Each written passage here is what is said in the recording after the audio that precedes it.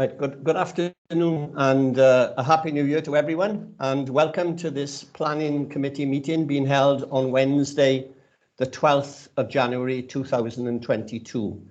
This meeting is being held remotely via Microsoft Teams due to restrictions in relation to COVID-19.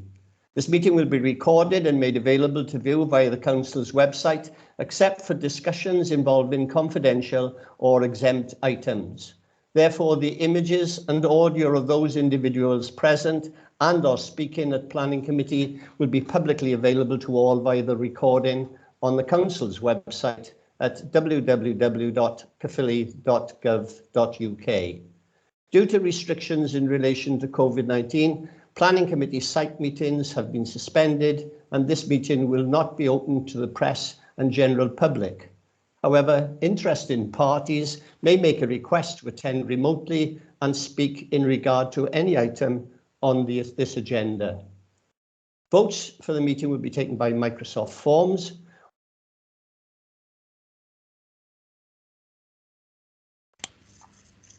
Chair, you've gone on to mute. At what point did I go on to mute? Just after you mentioned Microsoft Forms. Right, okay. Then I'll start at the beginning of that statement. Votes for this meeting will be taken by Microsoft Forms. When a vote is required, the form will appear and then members will be asked to click on the yes, no or abstain button and then click on submit vote. I'll now carry out a roll call for attendance. Please can you announce yourself as present when I call out your name? Can we start with Councillor Adams? Present, Chair. Thank you. Councillor Aldworth. Present, Chair. Councillor Andrews. Councillor Andrews. Present, Chair. Thank you. Councillor Bevan has sent in an apology. Councillor Davis. Present. Thank you. Councillor Dix. Present, Chair. Councillor Fussell. I'm out. Councillor Goff. Present. Councillor Harding. Present. Councillor Higgs has sent in an apology. Councillor Hussey. Present. Councillor Miles. Present. Councillor Ridgewell. Present, Chair. Thank you. Councillor Simmons. Councillor Simmons, I thought he was present. No. Perhaps he can come in later if he has a problem. Councillor Taylor. Present. Thank you. And of course myself, I'm going to tip myself off as well. So thank you for that. We obviously quote. I've got two apologies. Have any others come in, Rebecca, besides? That's it, Chair, just the two you've already given. Yes, nothing more from Councillor Simmons, because originally I had him down as an apology. He is present, Chair. I think he's having problems with his microphone. Thank you. Okay, right, so I'll mark him as present then. Thank you for that. Right, we now move on to declarations of interest. That's agenda item 2. Councillors and officers are reminded of their personal responsibility to declare any personal and/or prejudicial interest in respect of any items of business on this agenda in accordance with the Local Government Act 2000, the Council's Constitution and the Code of Conduct for both councillors and officers. So are there any declarations, members? I can see you speaking, Councillor Ridgewell, but you're on mute.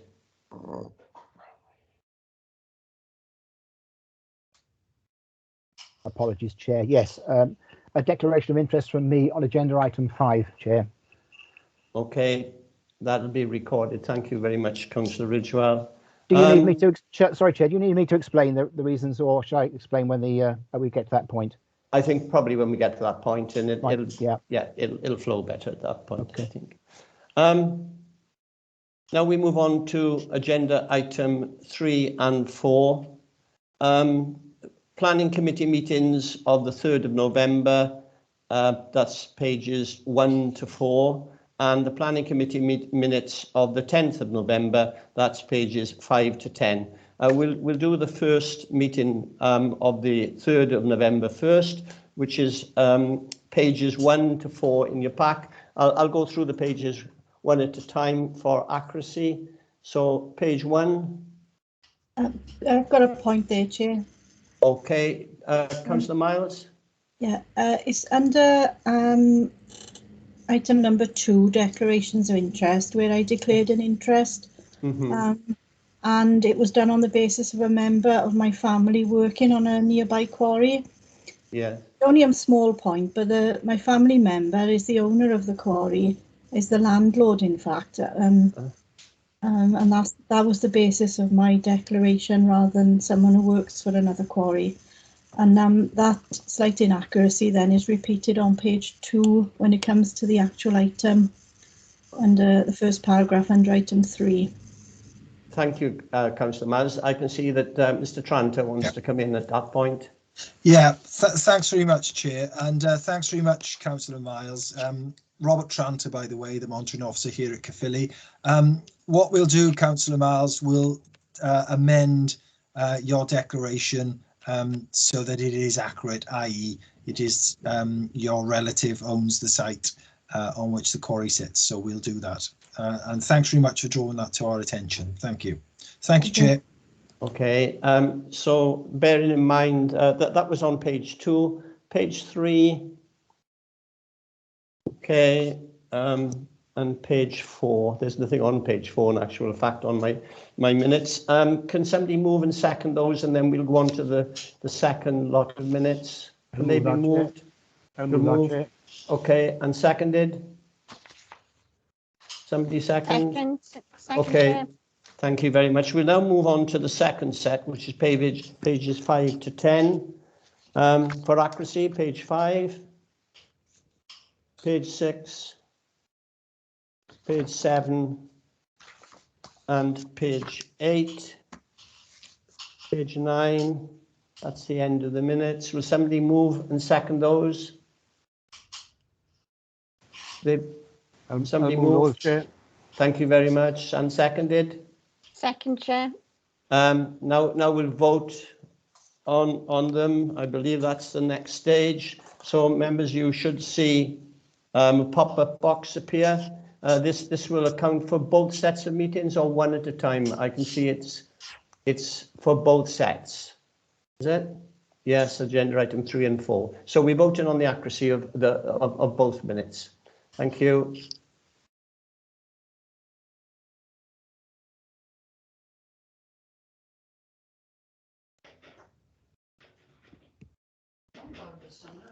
Councillor Goff, is that just laying on? I abstained from voting because I registered my apologies for both meetings. Okay, thank you, Councillor Goff. Rebecca, would you like to give us the details of the vote? Yes, that's carried by majority, Chair.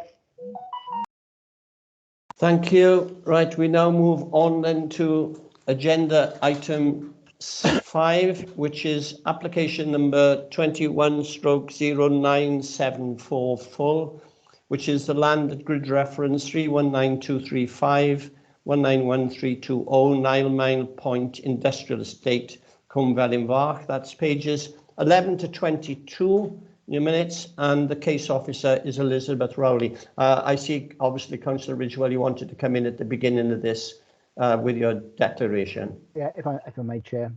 Yeah. Yeah, excuse me. Well, is it really my total and oft vehement opposition to this development since 2017, when I was first elected, is a matter of public record, Chair. Despite, if I might add, a thoroughly unpleasant ongoing campaign of deliberate misrepresentation and falsehoods by those who we now know have clear political ambitions in my ward. But that aside, given my position, I have to declare a personal interest and will be withdrawing from the meeting while the item is discussed. Thank you. Thank you for that, Councillor Ridgewell. Right, we'll now move on then, once you've left the meeting, Councillor Ridgewell.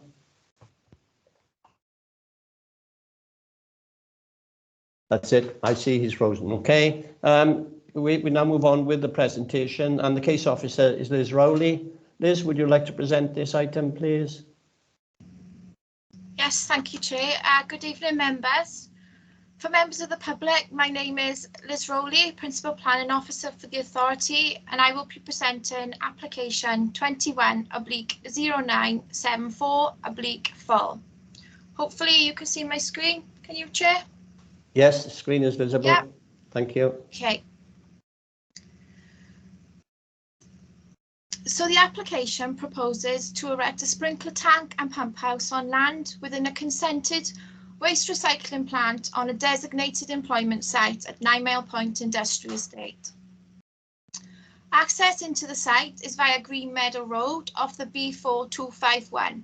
So here's the B4251 and the road leading into the industrial estate is Green Meadow Road. So this is the road here. We have Cumvellinvark then to the west of the site, and further down this way you have Brynarwell and Wattsville. So looking at the site in more detail here, this is Green Meadow Road, and the application site is located on the left-hand side as you drive into the site. There's only one vehicle accessing to and from the site tour. So this is the extent of the application site as a whole, but this application for consideration this evening is just purely for the erection of a sprinkler tank and pump house.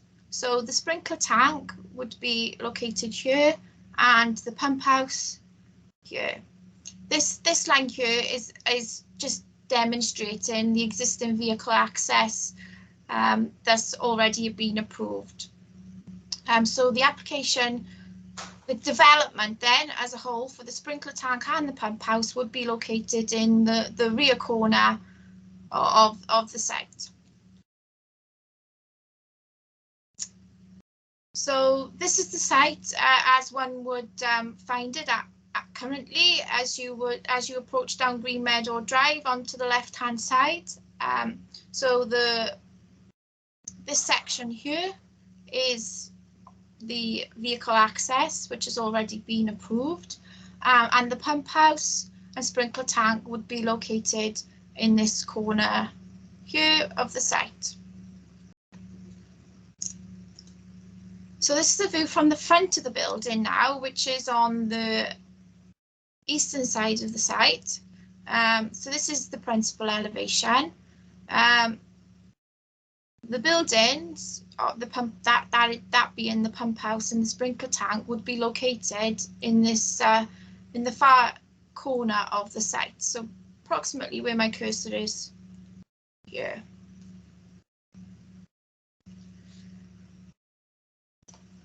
So the sprinkler tank measures 14.3 meters in diameter and 12 meters in height, and the pump house measures 9 meters by 8 meters and 3 meters in height. So this is the sprinkler tank here, the larger structure, and the pump house is here, which is the smaller structure. So these are the elevations in context to the whole of the site, and I'm just clarifying that to members. Is this section here that we're only looking at? This building here is the consented facility on the site. This building here is a neighbouring industrial unit, which is Molotech. And this is a neighbour industrial unit here, which is Penny and Giles. So the southern elevation, this is the view from the southern elevation, which is the front of the building, and this is the impact, the visual impact that would be seen. So this is the sprinkler tank here and the pump house here.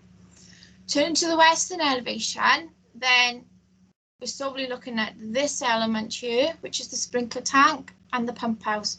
Obviously, the small ridge height of the pump house, it isn't really going to be seen from any public vantage points directly, immediately adjacent to the site. And just for context, then moving on to the eastern elevation, if you could imagine that we were standing in front of Penny and Giles. This is the sprinkler tank, and the pump house. So this is the most that you're going to see of the pump house there. So the sprinkler tank and the pump house. And then these buildings here in the background, that is Molotech, and this building here is the consented facility under construction. So this is a 3D visual in context. So we have along the western elevation, this is the visual which will show the majority of the pump house and sprinkler tank. So the sprinkler tank's here, the pump house here. This is the existing vehicle access, vehicles to come out of the site, but we're just solely looking at this here. And then this elevation here shows how far back that the sprinkler tank and pump house would be in the site. So, you know, you'd have very limited impact on the street scene, given its siting in the corner of the site. So the application was advertised by means of a site notice, and the neighbouring premises were consulted. While several requests were received from members of the public to report the application to Planning Committee, only 3 letters of representation were received highlighting objections, and those objections are addressed on page 17 of the officer report. A subsequent link response has also been received by Land Drainage. However, the development requires sustainable drainage approval, and this has also been addressed in the report. It's important to note that a 29-page document has also been received on Monday of this week, detailing specific concerns that has been circulated to members. In addition to responses provided by officers addressing the concerns raised, a lot of detail is focused around 3 points that were coal mining legacy implications, transport and access, together with waste and storage.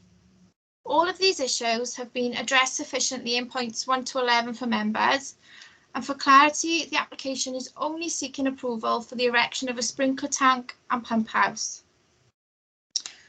So in terms of its design, scale and form, you know, a sprinkler tank and pump house, it is a common form of development with an industrial setting and has been appropriately cited. It is also subservient to that of the host building. And members should be aware that a similar development has been approved at the western side of the industrial site, with this siting in a much more prominent location.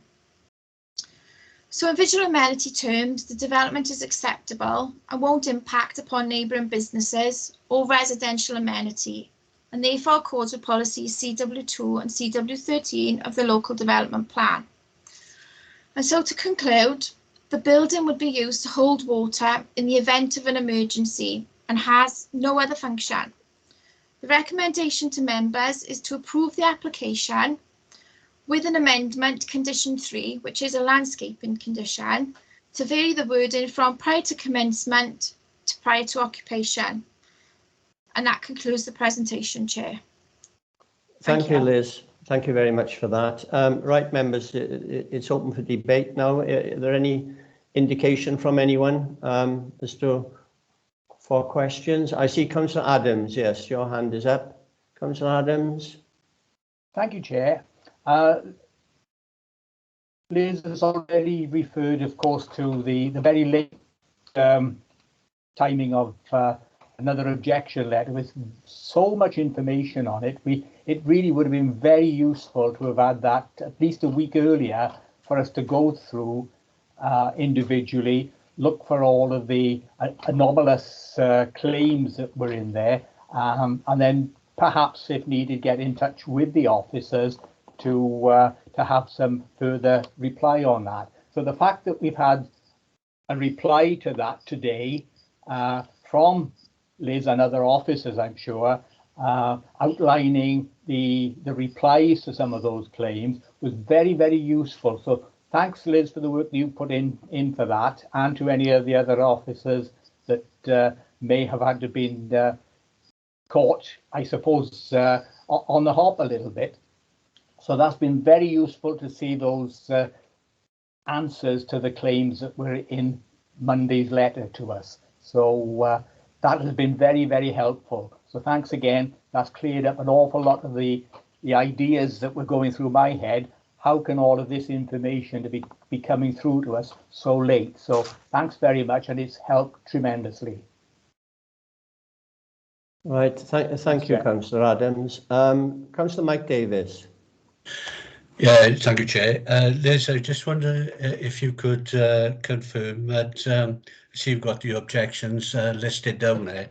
I was just wondering if you could confirm that there hasn't been any objections from the neighbouring units. No, Councillor, there hasn't. Okay, thank you. Thank you, Councillor Davis. Councillor Miles, I see your hand is up as well. Thanks. Yeah, I was wondering, I was puzzling over how this application relates to the original application. In that, I was wondering, is this an integral part of the previous application? I mean, what I'm wondering is how can the previous application have been approved without what appears to me to be an important safety development on the site? So that this sprinkler system, why wasn't it part of the original application?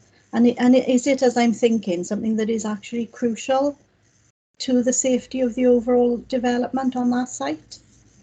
Is it a key element of it? So the answer to that question, Councillor Miles, is that the consented waste facility on the site then was granted in 2015. Natural Resources Wales would regulate the site with a permit, and there's been a change in regulations since 2015, which now requires fire protection measures to be installed, and as a subsequent result of that change in legislation, obviously the developer has commenced the development, but now from here on in they have to comply like any other premises would do so. For example, I have referred to another unit on the western edge of the site which requires a sprinkler tank. That was approved in April 2021. I can't assume or advise you whether that was because of a requirement for Natural Resources Wales, but it's highly likely that more developments or more established premises and businesses that would require one will need to apply for planning permission to do so. So it's a case of anything really. You've got a permission for a site, but there may be some changes in legislations that we need to comply with along the way. And this is one of those things that the developer has to do. Yeah. Thanks, So I understand now. Yeah. Thank you. Thank you, Liz. Thanks very much for that. Councillor Nigel Dix. Yeah, thanks, Chair. I was just wondering, is it common for retrospective, once planning is granted, I'm just thinking of a plan application local to my ward, where it was granted in 2015. Subsequently, the Welsh government legislated for SUDs, to deal with the water on site rather than dispose of it off site. And I was told that it didn't apply because it was the application was passed in 2015. So I just, curiously, this one is, it has to apply later on. I'm not objecting it has to apply, but there seems to be a bit of inconsistency. I just wonder why that was the case. First and foremost, Councillor Dix, I don't know the background to a different site. It's in a different site. 2015 was a long time ago. I don't know whether there was any subsequent permissions granted on that site, whether it was outline or planning, because sustainable drainage regulations have come into effect post then. So irrespective of what developments have previously been granted consent, in this instance, the waste recycling plant, which was approved in 2015, had a land drainage condition imposed to the consent. That condition has subsequently been discharged. However, in order to comply with new legislation, which has been introduced post 2015. There is now a requirement for sustainable drainage to be implemented if the construction area exceeds over 100 square metres. So I'm not too sure whether you're providing a specific comment in relation to this site or site in your ward, but we could certainly look into that for you. Yeah, it was just a matter for clarity, really, because I always thought that once a planning application was granted, you can sort of do things retrospectively, I was told. And here we are doing it sort of retrospectively, because the Councillor Miles turned around and said that, this was granted in 2015. Why didn't it go through at the same time? Cwmgelli was granted in 2015. That didn't have a drainage system in place, and yet it doesn't have to abide by the new legislation. It just seemed to be a bit odd. Okay. Yeah. Can we have some clarification? I think Cowan Powell has got his hand up. Sorry. Come in, Cowan. Sorry, Councillor Salas, let me just come in for a second. In response to Councillor Miles's point, I think it's important to point out that the sprinkler tank and the pump wasn't required to make the development acceptable in 2016. That tank is only required to satisfy NRW in terms of the permit they grant for the waste operations at the site. So at that time, it couldn't have been foreseen by us or anybody else in connection with that development that the sprinkler tank was required. They've subsequently gone for a license with NRW, and they've insisted on the sprinkler tank coming into place. And here we are now dealing with the application for the erection of that sprinkler tank because it requires planning consent. That's the difference there. In terms of Councillor Dix's point, I can certainly say that there are provisions within the SAB legislation which stipulate that there was a cut-off period after which was December 2019, I believe. Oh, sorry, January the 6th, 2019, I believe it was, where developments which were approved before that date didn't have to retrospectively apply for SAB consent. Now, in terms of the sprinkler tank legislation, because we don't enforce that legislation as an authority, I have no idea what the legislation states in terms of retrospectively applying for that consent. But certainly in terms of SAB approval, the legislation sets out a procedure for following and set a cut-off date. And with regard to Cwmgelli, that development was approved prior to that date, in which case then it wasn't possible for the SAB authority to require a SAB application for that development. And that would be the same for every other development in the county borough, which was approved prior to the 7th of January 2019. In terms of reserve matters applications, that's the 7th of January 2020. There was a sort of a 12-month grace period for that as well. So that is the difference in the legislations between the two developments, really. Thanks for that, Carwyn. Much appreciated. Thank you. Okay, I don't see any further indication from members at all. So if you've had all your questions answered and you're quite happy with the report and the recommendations, can somebody move the recommendation? I'll move. Thank you, Councillor Adams. Is it seconded? Somebody I'll second. Thank you, Councillor Miles. So it's been moved and seconded. Now we'll put it to the vote. We'll have the voting slip, please. Thanks, Rebecca.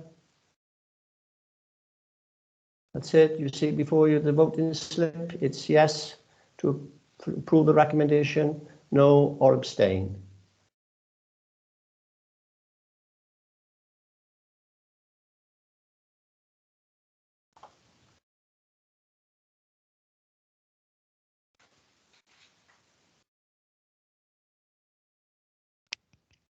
Thanks, Rebecca. Have you? Yes, Chair, that's carried. Yes, that's carried. 12-4, 1 against and no abstentions. Thank you. Right. Thank you very much. Right, we move now then on to agenda item 6, which is application.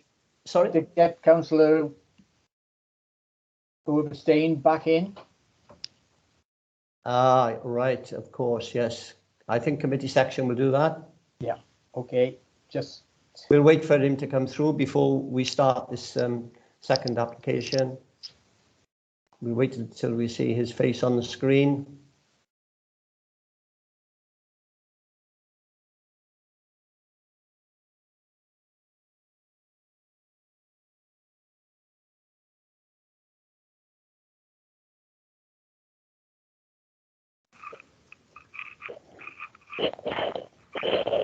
There we are. Councillor Ridgewell, welcome back. Thank you, Chair. Right, we're now moving on then to agenda item 6, which is application number 21/1025 LA. This is the former Cwmcarn High School site, Chapel Farmview Terrace, Cwmcarn. And the officer is Justin Waite. Would you like to start your presentation, Justin? Thank you, Chair. Good evening, members. I'll just show the presentation. Just bear with me a second. Hopefully you can see the presentation. Yes, that's on screen. Okay, then I will start. Yes, my name is Justin Waite. I'm the case officer for this application, which seeks full planning permission for a new primary school on the former Cwmcarn High School site. The primary school seeks to replace the Ysgol Gymraeg Cwm Gwyddon Primary School, which is currently at capacity and unsuitable for expansion on the existing site. The school itself, in addition to providing the usual infants, junior school provision, will also have a nursery, a childcare unit, special educational needs facility within the building itself. In terms of associated external infrastructure, the development will also include outside play facilities, external hard and soft play areas, also equipment in relation to that, and the application also includes landscaping, boundary enclosures, cycling, vehicle access and parking and so on. In terms of the context of the site, you will see here that it's quite an irregular application site area. Just to the east of the site, you will see land which was previously accommodating the former high school site. There is an existing building which is retained on site that was previously used as the previous performing arts building. To the south of the site is the Priory Court residential area, just there, if you can see my cursor. To the west of the site, we have a football field just there, and then to the north we have a bowling club, some changing facilities, and also further welfare grounds there to the north. Also to the north of the site we have the Prince of Wales Industrial Estate, and we also have here Jerry Jones Transport Services business, which is the closest employment use to the application site itself. And I should just say, just further beyond to the east as well, you have the A467 road, which all accesses, which I will get on to, link to that road. So moving on then to the proposed site layout, you have the main school building, which is primarily a long rectangular building with a perpendicular element there. This building is primarily located on the former school playing field of the former high school site. Obviously, you can see there surrounding the building itself, we have the play facilities. Just to the south, we have landscape areas. These two areas have been identified as ecological areas. We have some outdoor teaching provision there. In terms of access into the site, to the southeast, you have the previous access into the former school site, and you will see the main access here is to be retained and reused. There's also an existing car parking area which would be reutilised as part of the proposal here in the southwestern corner. There's also a bus bay proposed just to the southeast here of the site. And then to the north, we have a new access into the site, vehicular access here, and some new proposed parking area. The application also contains the existing sort of welfare car parking area, which is proposed to be used as a parent-child drop-off element there. So moving on then to some of the site photos to give you a little bit of context of the site itself. This is looking towards the west. This is the southern end of the site. You can see the Priory Court houses there and the existing access road and entrances into the site. This here to the right-hand side, where the blue fence would be the bus bay area, and the main southern access into the site there is just in the centre of the image there, providing access. This image here is the other side of the fence. So this is looking again towards the west, and this is where the bus bay would be located. You can just see the existing performing arts building, which I should add is not within the current application site. And just to touch upon it, that is currently identified as a bat roost, but again, it isn't affected by the proposal itself. Then this is a view looking eastwards, so the other side from where we were just viewing. So this shows the existing car parking area at the southern end in the foreground, which would be reutilised. And again, you can pick up the performing arts building there just to the left-hand side of the photograph. I should add here that this part of the site is actually lower than the main development area where the building will go, and you may have picked up from the report that part of the site is affected by flooding, which is this lower part, whereas the higher level part of the site to the north and the east is unaffected, and that's where the built development will principally be. This is a southwards view, so this is from the northern end of the site. This is looking at the existing welfare car parking area, which was identified as the painted drop-off. This is the area where the new northern access will go in. Again, within the report itself, you may have picked up that the alignment of this access road was revised as part of the consideration of the proposal to avoid the root protection area of a birch tree here, which will be now retained. This photograph here is the other side, so this is from within the site, just looking towards the northeast. In the sort of foreground here, this is the playing field. You can obviously pick up the rugby post there. This is the location, the northern part of the school where it would be located, and obviously not sure if you can pick up the cursor there, but the northern axis is coming in there. This view here is looking southwards across the site. Again, you can see the former Performing Arts building there, which is outside the site. So the school building itself will be picked up in the foreground there on the playing field. And this fence here, and just to the right hand side, so to the west of the site, that's the football playing field. So this is a view now looking from the south, looking northwards. And again, this is probably the ecological area, one of the proposed ecological areas, just in the foreground. You can see the increase in levels there where the school building will be, the existing football field, which will remain unaffected there, just to the left hand side to the west of the site. This photo here is looking westwards from the A467 road, so giving a bit of context across the site. You'll see in the foreground here, this is part of the former high school site, which is unaffected. The school building itself will just be further back there. As you can see, you can just pick up the post again where it will be located. In terms of the proposal itself, you can see just a layout plan here. Just to give you an idea, for instance, you would have the infants located on the western side of the building here, junior school teaching rooms there, nursery year shown in pink, the special educational needs there in the lime green, and the childcare facility there just in the orange. There's two entrances into the building, one at the north, one at the south, linking to the main entrances into the site. And then you have on this perpendicular element here the whole kitchen and plant room and so on. So just to give you an idea, this is a visual impression, a visualization of the building itself.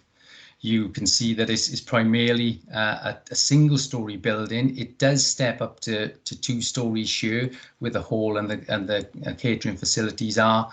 And you will see here the general idea of the materials. You have an aluminium seam roof there. You have roof lanterns there, and a mixture of brickwork, render, and coloured panels to give you an idea. And also, obviously, you can see the outdoor play facilities. Should also add, you can probably just pick up there some solar panels proposed on the western elevation of the building. Again, this is a visualization looking at the northern entrance. This is probably roughly looking in the southwesterly direction. The entrance into the building here just gives you an impression again of the building materials in terms of coloured panelling, brickwork, and coloured render and so on. And this in the foreground here is obviously the northern car park. This visualization here, this is looking at the southeastern entrance, so looking towards the north, Again, outdoor play facilities, entrance into the building, shows again some canopies here to help with the shading and so on. And the canopies are the main entrance into the site, into the building itself, sorry, not the site. And again, finally, this is from the western side.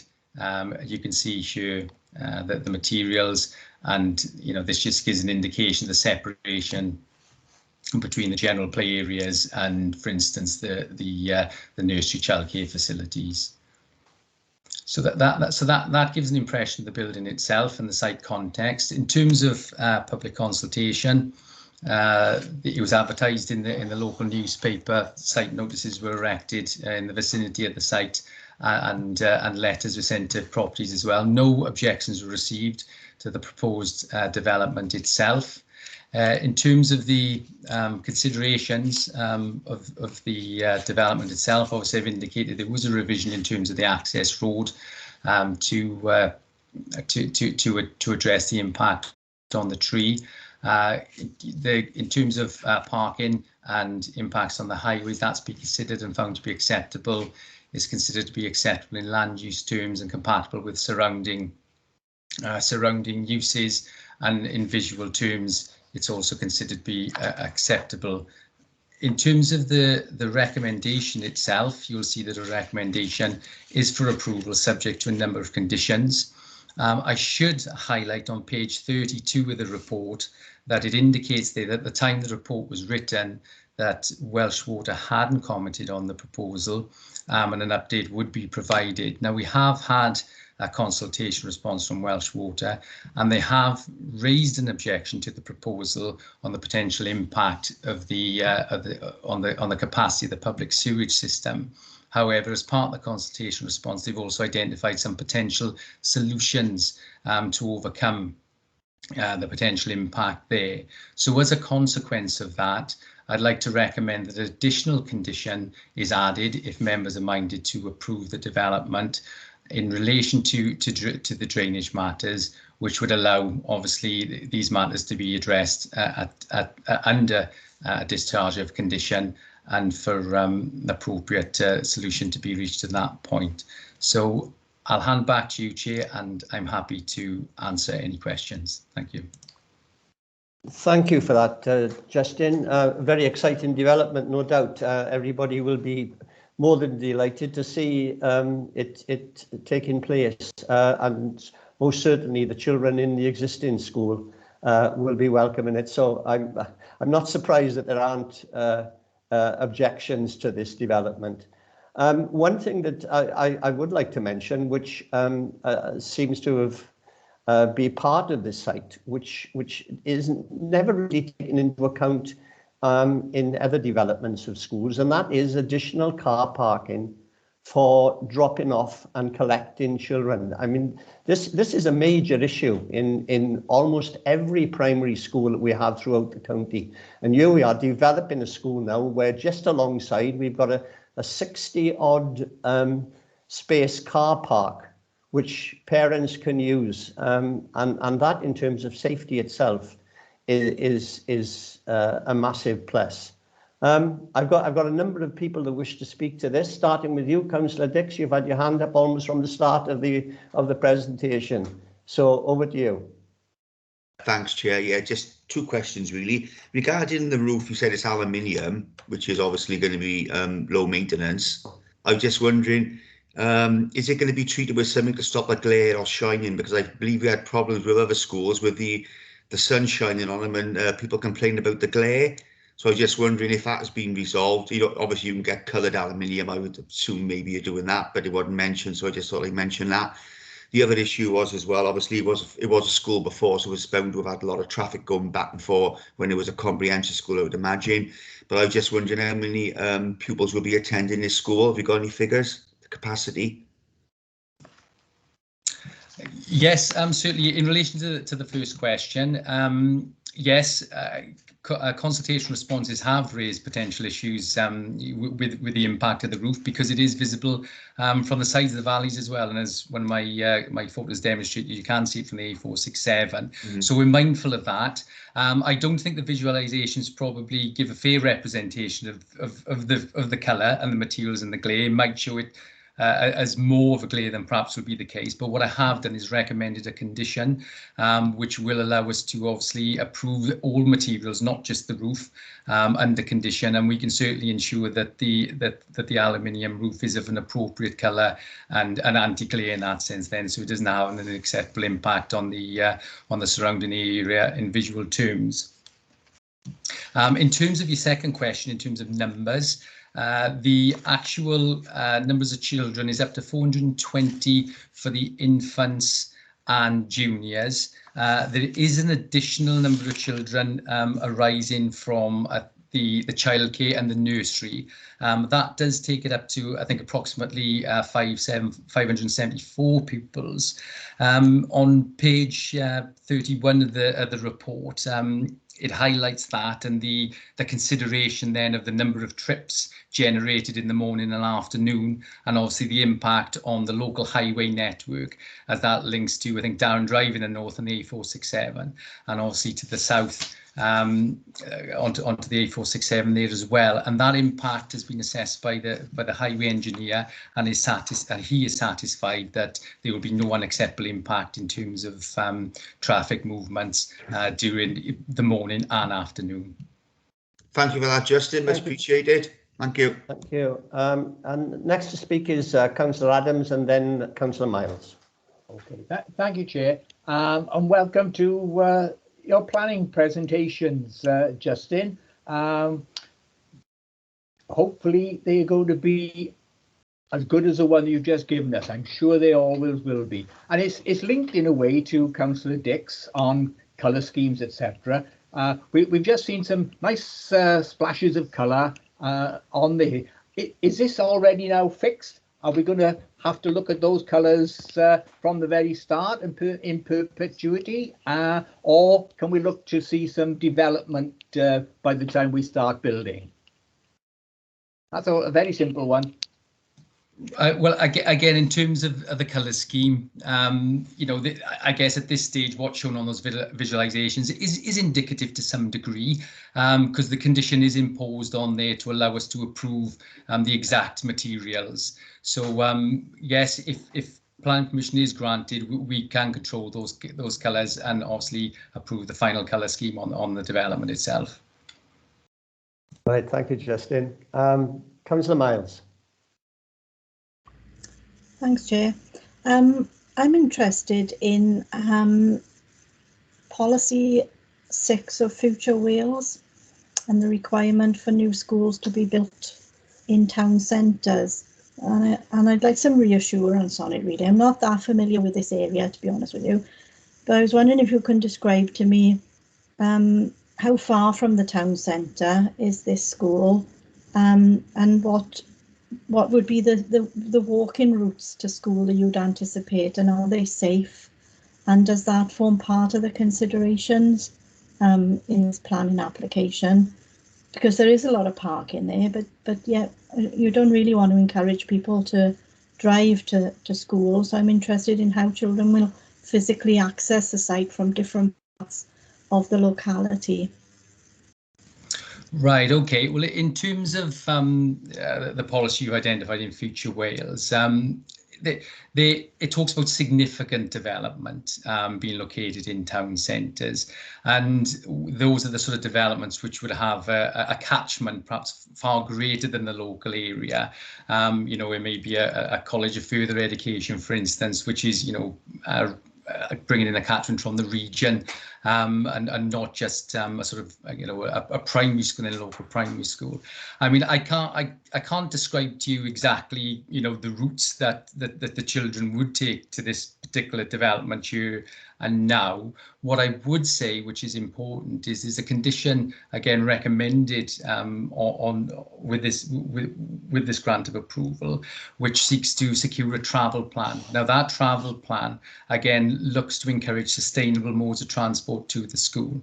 So this particular development obviously not only has the parking and the drop off, it has the bus bays, for instance, as well to the southeast of the site. So some children will come by bus, and I know we'll look to get, you know, large coming into the site at the north, for instance. You look for larger spaces to allow bikes and people and footways to come through a sort of shade space together. And there will be provision as well for things like cycling facilities on the site.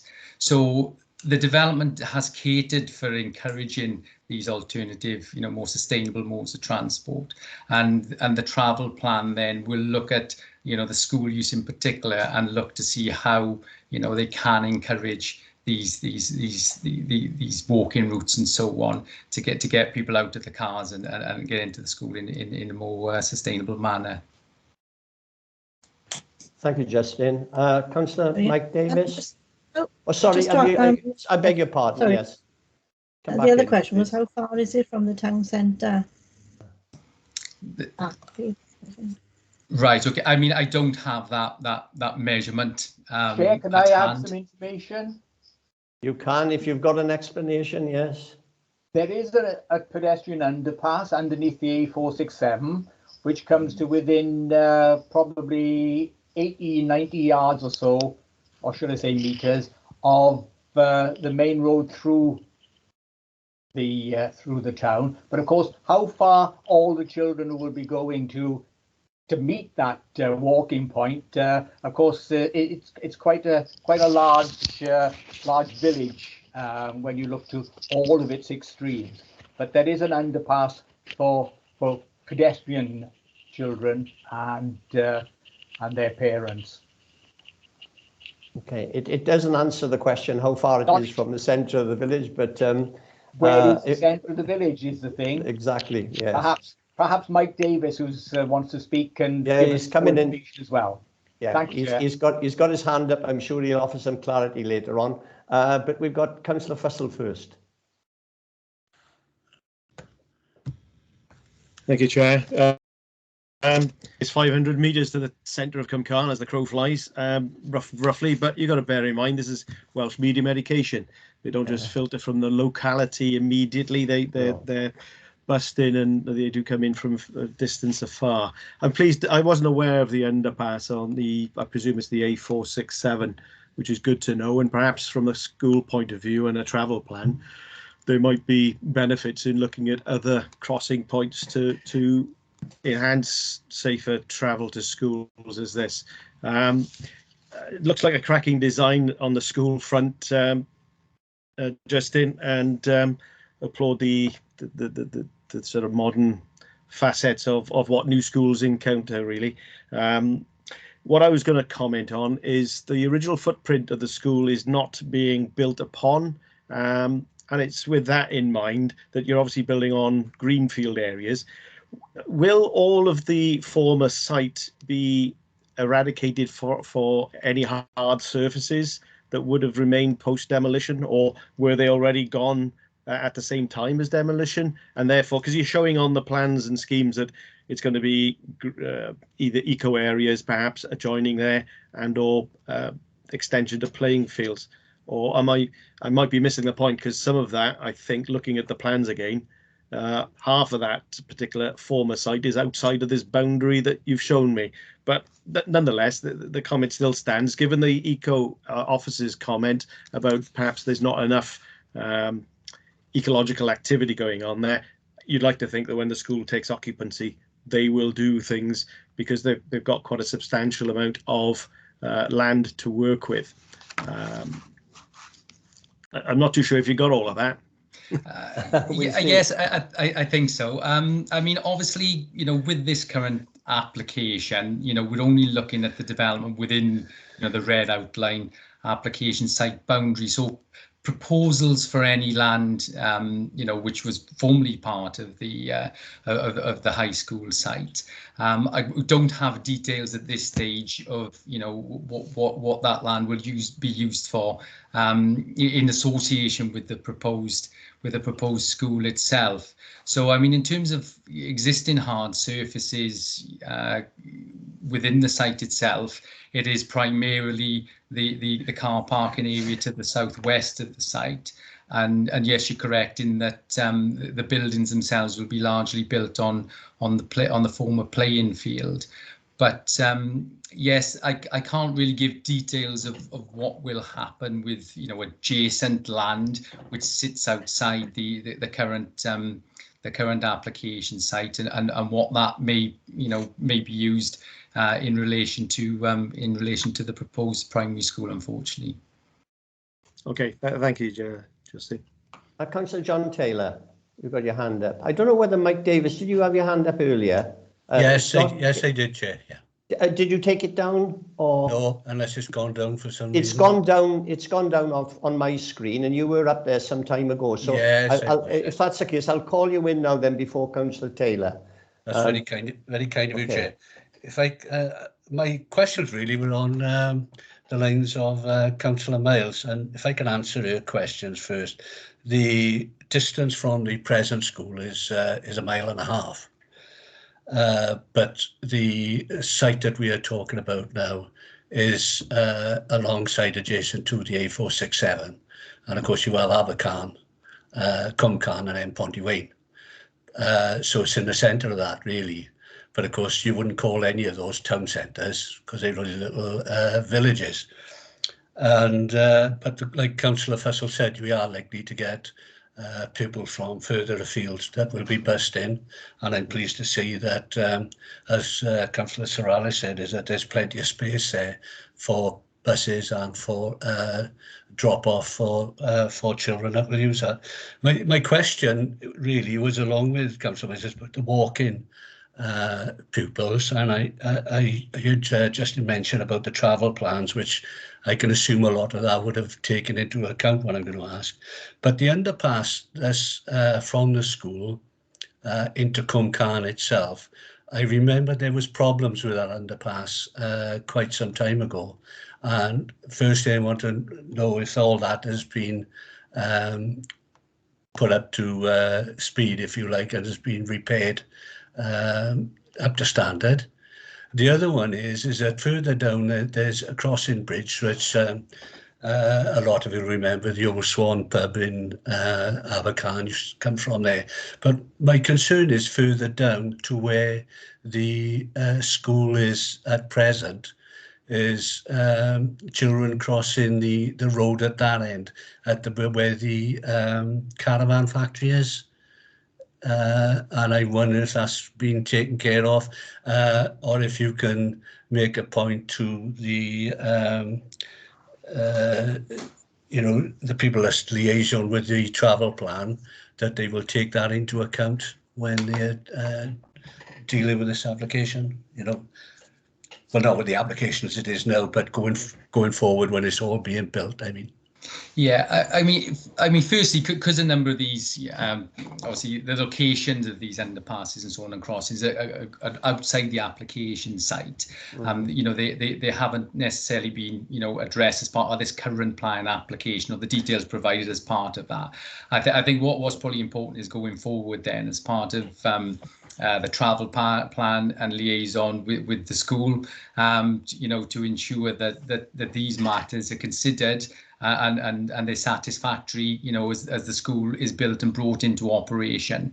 That these matters are addressed because they're off site as such. They're not within the application site itself. They haven't necessarily been considered as part of this application. That's not to say they haven't been, considered as part of the proposals, as a whole, because obviously, the consultation on this proposed new school has been undertaken by the Education Department, prior to putting this planning application in, and I would encourage yourselves to liaise with the Education Department or the headmaster of the current school to ensure that when the school takes into account the travel plan and you're looking at these routes and so on, that that everybody is satisfied that all these things have been adequately addressed. But I can't give you specific answers now as part of this application, because there's sort of implications surrounding the site. Not to say they're not obviously a consideration for the future use of a school, but the details are not necessarily considered as part of this current plan application, but they can certainly be looked at and addressed going forward, I would say. Yeah, that's fair enough. I understand what you were saying. That's brilliant. I think the very fact, Councillor Davis, that they've been raised tonight anyway, will make sure that officers, they're obviously listening in, and many of them to the debate, will take on board the concerns about access via various routes. Can we move on then to Councillor Taylor? He's been waiting a while. Thank you, Chair. The thing I was pointing to point out was that a lot of the children attending this particular school already travel by bus to the current site in Abercarn, and that site is very difficult for buses to actually navigate. So in terms of road safety, this proposal would certainly improve road safety in Abercarn. And remember, the site was a comprehensive school, which meant that a lot of pupils would have been bussed in when it was comprehensive. And so I think this this proposal is good because it's providing the bus space and it's providing the drop-off points as well for parents. As the Chair remarked earlier, we all know in our wards the problems we have around our schools at drop-off. But remember, a lot of these pupils come from a lot further than that local area, because the catchment area for Ysgol Cwm Gwyddon is quite a large one, and therefore a lot of the pupils will be coming in by bus.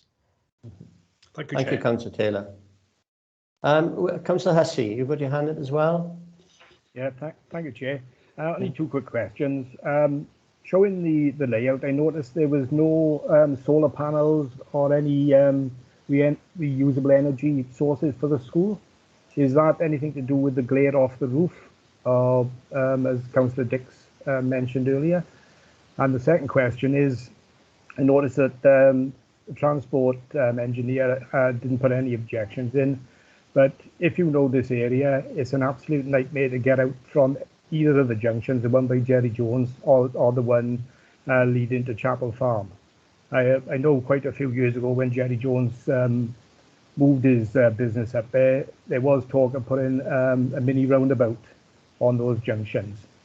Because, like I say, if you travel our road and there's cars who could be waiting 10, 15 minutes to get out from it. Yeah, particularly turning right, Adrian, isn't it? Yeah, exactly. I was just wondering if these have been addressed by the Transport Department. Thank you, Chair. Okay, in relation to the first question regarding the solar panels and so on, it was probably hard to pick up on the one visualization that I showed, but there were some solar panels shown on the, I think it's the southwestern elevation of the building. So the proposal will be of a BREEAM excellent standard, so it will have high sustainability credentials, and solar panels are considered or being considered as part of that renewable energy provision. So it does have those environmental and sustainable benefits, the proposal. In terms of the concerns about the junctions and so on that you've mentioned, the highway engineer has been consulted on the application. Obviously, he's had full regard to the number of people using the site, the obviously access points, not only into the application site itself, but obviously the junctions. I think it's Down Drive to the north and onto the A467, those junctions there, and also the junctions to the south, which again lead on to the A467. And he is satisfied that the proposed development will not have an unacceptable impact on the use of those junctions that would be detrimental to the flow of highway traffic there. So yes, regard has been had to them, and no objection has been raised from a highways perspective. Okay, thank you, Justin. Not being flippant, but obviously the head of engineering have never tried to get out from those junctions. But anyway, thank you, Justin. Thank you, Chair. Okay, there's no further indication from members for any more clarity. So can somebody move the recommendation? Recommendation is that permission be granted subject to conditions and with the additional condition that you mentioned earlier on, Justin. I'll move that, Chair. plenty of people to move this application. Everybody wants to have their name stamped on it. That's great. Anybody wants a second? Perhaps we'll have another chorus. Second. Seconded, right, okay. Then we'll take the vote on it. Rebecca, can you put the voting slip up, please? Okay, the voting slip is in front of you. Can you vote yes for approval, no for rejection, and abstain if you wish?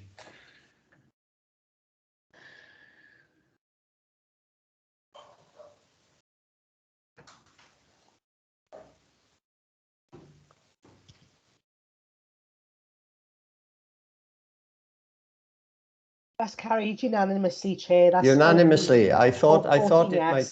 Yeah, I thought it might well be. Thank you very much for that, Rebecca.